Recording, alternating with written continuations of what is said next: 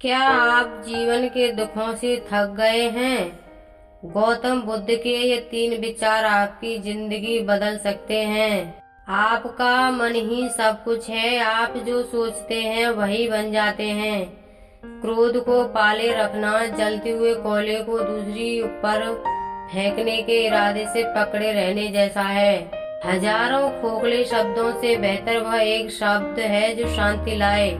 इन विचारों को अपनाएं, शांति पाएं और ऐसे ही ज्ञान के लिए हमें फॉलो करें। महल में सुंदर राजकुमार से मिलने के लिए पूरे देश की सबसे चतुर, सबसे अमीर और सबसे खूबसूरत युवा महिलाओं को आमंत्रित किया गया। प्रत्येक को राजकुमार सिद्धार्थ ने एक कीमती गहना दिया, लेकिन उसने उनमें से किसी को भी शादी के लिए नहीं चुना।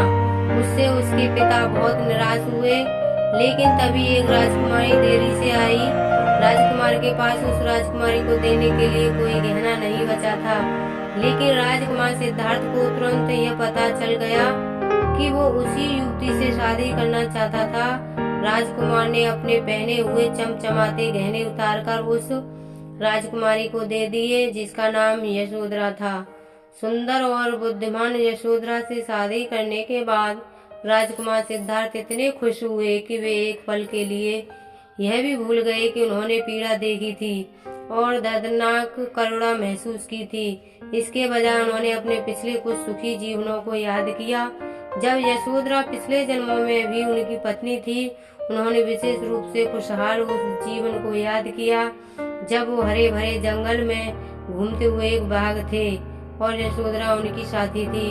उसे फिर से पाकर राजकुमार बहुत खुश थे। एक शाम राजा ने हमेशा की तरह एक दावत दी। कलाइयों और पैरों में झंझनाती सुनहरी घटियों वाली सैकड़ों नृत्यगानाएं देर रात संगीत पर अपनी सुंदर भुजाओं को घुमाती और गोल गोल घूमती रही। लेकिन जब नृत्य बंद हो गया और सभी लोग बिस्तर पर सोने चले गए, तब राजकुमार सिद्धार्थ बेचैन हुए।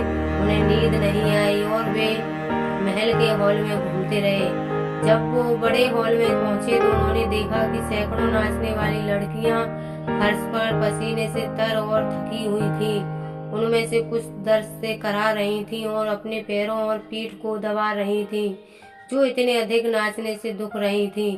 राजकुमार ने उनके लहूलुहान और छालेदार पैर देखे। फिर से राजकुमार सिद्धार्थ ने पीड़ा देखी और उन्हें अपार दया और करुणा महसूस हुई। अब उन्होंने फैसला किया कि उन्हें अपने पिता के महल को छोड़ना होगा और दुखों को खत्म करने का रास्ता खोजने के लिए असली दुनिया में जाना होगा।